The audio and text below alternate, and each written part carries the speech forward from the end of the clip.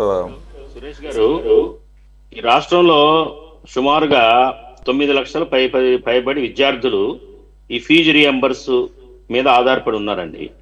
1 నుంచి 2.5 లక్షల రూపాయల ఆదాయం కంటే తక్కువ ఉన్న విద్యార్థులకి ఇది వర్తింపజేస్తా వచ్చారు. యాక్చువల్గా ఈ గతంలో పరిపాలించిన జగన్ పార్టీ అయినా కానివ్వండి, ప్రస్తుతం ఈ కూటమి పార్టీ అయినా కానివ్వండి, ఎన్నికలప్పుడైతే ఆర్భాటంగా ఎంతో విద్యార్థులకి మేము ఫీజు రియంబర్స్మెంట్ ఇస్తాము, ఆరోగ్యశ్రీ చేస్తాము అని ఆర్భాటంగా ప్రచారాలు చేసి హామీలు అయితే ఇస్తున్నారు. కానీ వాటిని అమలు చేసేటప్పటికి చతికిలు పడుతున్నారు. ప్రధానంగా ఏంటంటే, మరి మా కాంగ్రెస్ పార్టీ ఆధ్వర్యంలోనే, మరి వైఎస్ రాజశేఖర రెడ్డి గారు మా కాంగ్రెస్ పార్టీ నాయకుడు, ఆయన ఆధ్వర్యంలోనే ఈ రెండు పథకాలు చాలా ప్రతిష్టాత్మకంగా ప్రారంభించబడి ఎంతో క్లిక్ అయినాయి. అలాగే 108, అది ఆ అంబులెన్స్ పథకం కూడా చాలా క్లిక్ అయింది. మరి ఇటువంటి చాలా ఇది ఎంతో ఉపయోగపడుతుంది. యాక్చువల్గా ఏంటంటే, డబ్బులు లేకపోతే, ఇది స్తోమత లేదనుకోండి, చదవటం ఆపేసుకునే పరిస్థితి ఉండేది. కానీ మేము ఫీజు రియంబర్స్మెంట్ ఇస్తాం, మీరు చదువుకోండి అని ఎంకరేజ్ చేసినప్పుడు ఖచ్చితంగా ఇవ్వాలి కదా. ఇవాళ ఫీజు రియంబర్స్మెంట్ ఇన్ టైంలో ఇవ్వకపోవటం కారణంగా ఆ ప్రభుత్వం బకాయిలు పెట్టింది. కానీ మొత్తం ఇవాళ 7,000 కోట్లు బకాయి తేల్చారు వీళ్ళు, కాలేజీ యాజమాన్యంలో. అవి ఇస్తే గానీ మేము మరి సెమిస్టర్ రిజిస్ట్రేషన్ చేయించుకోమని చెప్తున్నారు. అట్లాగే కొన్ని చోట్ల అయితే హాల్ టికెట్లు ఇవ్వని చెప్పేసి ఇబ్బంది పెడుతున్నారు. మానసిక వేదనకు గురవుతున్నారు. చదువుకొని పరీక్షలు రాయేసే ఆ ఆ టెన్షనే భరిస్తారా విద్యార్థులు?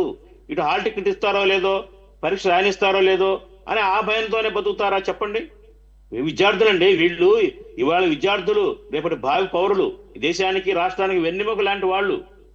పైపెచ్చు మనందరికి ఓటర్లు వాళ్ళు, మనందరి ఓటర్లు. ఇది ఈ ప్రభుత్వాలు గ్రహించాల్సిన అవసరం ఉంది. ప్రయారిటీ బేస్డ్ ఇవ్వాలా. ఏదైతే ఆర్భాటంగా ప్రచారాలు చేసుకునే ఎన్నికలప్పుడు అమలు చేసేటప్పుడు మాత్రం అరకొర నిధులు బడ్జెట్ లో కేటాయిస్తున్నారు, గ్రౌండ్ లెవెల్లో రిలీజ్ చేయట్లేదు ఫండ్స్. అదే ప్రధానంగా కాలేజీ యాజమాన్యాలు మాట్లాడుతుంది. వాళ్ళు 100% ఇవ్వాల్సిన పేమెంట్ మొత్తం చెల్లిస్తేనే మేము మళ్ళీ వెళ్తాము, లేకపోతే చెప్పండి ఒక calendar, payment calendar every year ఇవ్వండి, లేకపోతే మేము నడపలేము, మేము అధ్యాపకులకి జీతాలు ఇవ్వలేము, చదువు క్వాలిటీ తగ్గిపోతుంది. అట్లాగే రకరకాలుగా వాళ్ళ డిమాండ్లు 9-10 డిమాండ్లు పెట్టారు. ఆ డిమాండ్ల మీద స్పందన లేదు. అరకొరగా ఫిబ్రవరి నెలలో 1,200 కోట్లు రిలీజ్ చేశారు. దీనికి ఈ ప్రభుత్వం కాదు, గత ప్రభుత్వం కూడా చాలా నిర్లక్ష్యం చేసింది ఈ సెక్టార్ని. ఫలితంగా ఇవాళ ఇబ్బందులు పడుతుంది విద్యార్థులండి. ప్రభుత్వం మీద నమ్మకం పోయే పరిస్థితి వచ్చింది. వీళ్ళు ఇచ్చే హామీల మీద నమ్మే పరిస్థితి లేదు ఇవాళ. ఇప్పుడు మన చంద్రబాబు నాయుడు గారు మళ్ళీ నిరుద్యోగులకు 3,000 ఇస్తా అన్నాడు. అది కూడా అమలు జరగలా, అది కూడా వదిలేశారు గాలికి. ఎవరు నమ్ముతారండి ప్రభుత్వం వచ్చే హామీల్ని? ఎవరు నమ్ముతారు? ఈ విద్యార్థులు రేపు పొద్దున ఓటేయాలా మీకు వద్దా చెప్పండి? వాళ్ళు ఓటర్లు, ఆల్రెడీ ఓటు హక్కు పొందిన వాళ్ళు అల్లాడిపోతా ఉన్నారు ఫీజులు కట్టలేక. కూలీ నాలు చేసుకునే ఫ్యామిలీస్ వాళ్ళు కానివ్వండి, 1,00,000-2 లక్షలు ఇదంటే వాళ్ళ ఆయన ఇన్కమ్ లెవెల్ అంటే చాలా పేద కుటుంబాలు. వాళ్ళు ఈ ప్రైవేట్ కాలేజీల్లో లక్షల ఫీజులు కట్టలేరు.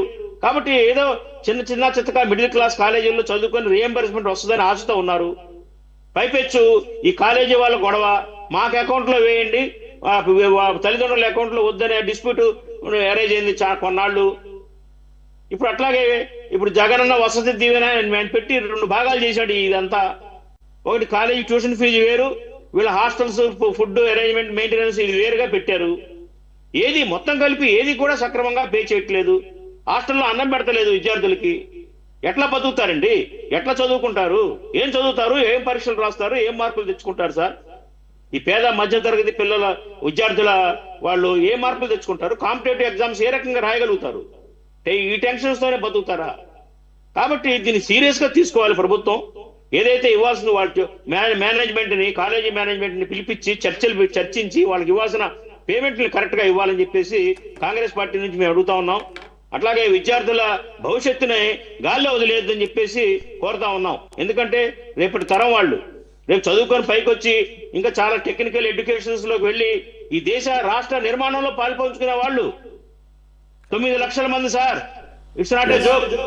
9 లక్షల మంది విద్యార్థులు, సగానికి పైగా, సగం మంది ఎలాగో మేనేజ్ చేసుకుంటున్నారు, సగానికి పైగా చతికిలు పడ్డారు. కట్టలేక, చదవలేక, పుస్తకాలు లేక. ఇది చాలా సీరియస్ ఇష్యూగా తీసుకోవాలి దీన్ని. అలాగే ఆరోగ్యశ్రీ కూడా అంతే, సేమ్ టు సేమ్. ఈ రెండు పథకాల్ని ఫస్ట్ ప్రయారిటీగా చూడాలి. దీని విద్య, అటు వైద్యం, ఈ రెండే పట్టుకొమ్మలు కదా ఏ రాష్ట్రానికైనా ఏ ప్రభుత్వానికైనా. ఈ రెండింటిని నిర్లక్ష్యం చేస్తున్నారు. ఎంతసేపు సంక్షేమ పథకాలని ఆయన బటన్ నొక్కి నొక్కి నొక్కి మొత్తం నిర్వీర్యం చేశాడు. ఈయన వచ్చిన తర్వాత ఏదైతే అన్ని చేయాలన్న ఉబలాటంతో హామీలేదు ఇచ్చాడు, కానీ అడుగులు పడతలేదు. కాబట్టి ఇవాళ రాజధాని ఎంత ఇంపార్టెంటో, పోలవరం అంత ఇంపార్టెంటో, అంతకంటే ఎక్కువ ఇంపార్టెంట్ ఈ రాష్ట్ర యువత యొక్క భవిష్యత్తు అనేది చంద్రబాబు నాయుడు గుర్తించాలని చెప్పేసి మా డిమాండ్. కాబట్టి వెంటనే ఆ ప్రాబ్లం సాల్వ్ చేయండి, ఫండ్స్ రిలీజ్ చేయండి, పేమెంట్ క్యాలెండర్ రిలీజ్ చేయండి, ఏ సంవత్సరం డబ్బులు ఆ సంవత్సరం ఇచ్చేయండి. అప్పుడు చక్కగా వాళ్ళు చదువుకుంటారు. ఇవాళ చాలా ఘోరంగా ఉంది సార్, విద్యార్థులు హెరాస్ చేస్తున్నారు కాలేజీ మేనేజ్మెంట్స్ పిల్లల్ని. తర్వాత మీరు డబ్బులు తెచ్చి కట్టండి, తర్వాత గవర్నమెంట్ వచ్చినప్పుడు వెనక్కిస్తామని అని డిమాండ్ చేస్తా ఉన్నారు. కాలేజీలకు వెళ్ళక ఇళ్ళ దగ్గర కూర్చుంటున్నారు రీల్స్ చూసుకుంటా పిల్లలు. సో ఇది చాలా ఒక బ్యాడ్ రకం, ఒక చెడు మార్గంలోకి వెళ్తుంది వ్యవహారం అంతా కూడా. ఈ విద్యార్థుల భవిష్యత్తు అదంతా పాడైపోతా ఉంది. కాబట్టి దీని వెంటనే ప్రభుత్వం అడ్రస్ చేసి సాల్వ్ చేసి ఇదంతా మరి ఈ తల్లిదండ్రులకి మనోవేదన నుంచి, విద్యార్థులకి క్షోభ నుంచి దూరం చేయాలని చెప్పేసి నేను కోరుతా ఉన్నాను సురేష్ గారు. Right sir, on that note let's wind up this debate. Thank you very much for joining Baji గారు, కృష్ణానియల్ గారు, మొయినుద్దీన్ గారు అండ్ ఆనంద్ సాగర్ గారు. ఇది వాళ్ళ టాప్ డిబేట్. మరో అంశంతో మళ్ళీ కలుద్దాం. Stay tune to city 24/7.